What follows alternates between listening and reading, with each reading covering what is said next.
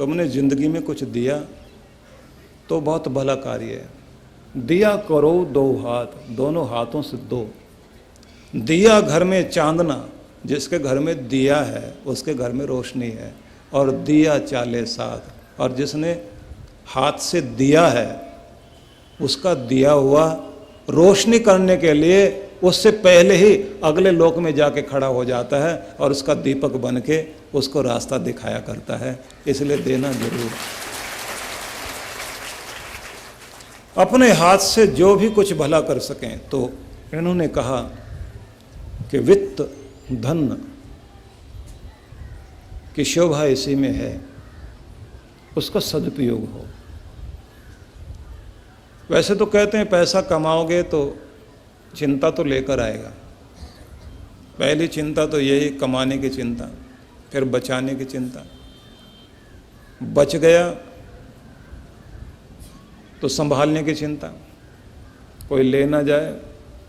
Income tax वाले, sale tax वाले, चोर डाकू, न जाने कितने कितने लोगों का डर लगा रहता है।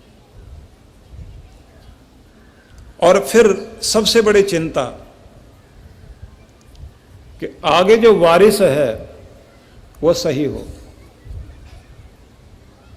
मैंने इतनी मेहनत से कमाया, मेरा कमाया हुआ खराब ना कर दे।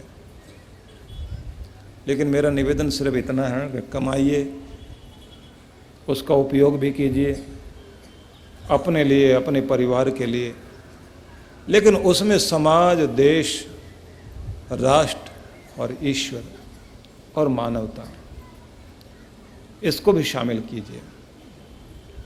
आज भी अपने देश में परंपरा, नदी नालों के को पार करते हुए लोग पुल पर पहुंचते ही अपनी जेब से सिक्के निकाल के नदी में डाल देते हैं। किसी समय में यह नियम था कि नदी किनारे टैक्स वगैरह लिया जाता था, तो वो परंपरा चली आ रही है। लोग हाथ में सिक्का लेके रखते थे, जैसे ही पुल आया तो उसी समय अपनी तरफ से निकाल के पैसे डाल देते थे। ये ईमानदारी चली आ रही है। अब लोग समझने लगे वहां जाते ही नदी में डाल देंगे तो शायद नदी का जो देवता है वो प्रसन्न हो जाए। पर परंपरा है, जहां भी आप जाएंगे कुछ न कुछ अपनी तरफ से कोई तिल फुल निकाल के डालते हैं। तो ये इस चीज को दर्शाता है कि हमारे अंदर की उदारता, हमारे देने का स्वभाव बना रहना चाहिए। और मैं इसमें एक निवेदन करूंगा, आप भी एक आदत बनाएं। अगर आपने 150 रुपए ही कहीं दान करने हैं तो उस दान में अपने बच्चों का भी हाथ लगवा लें।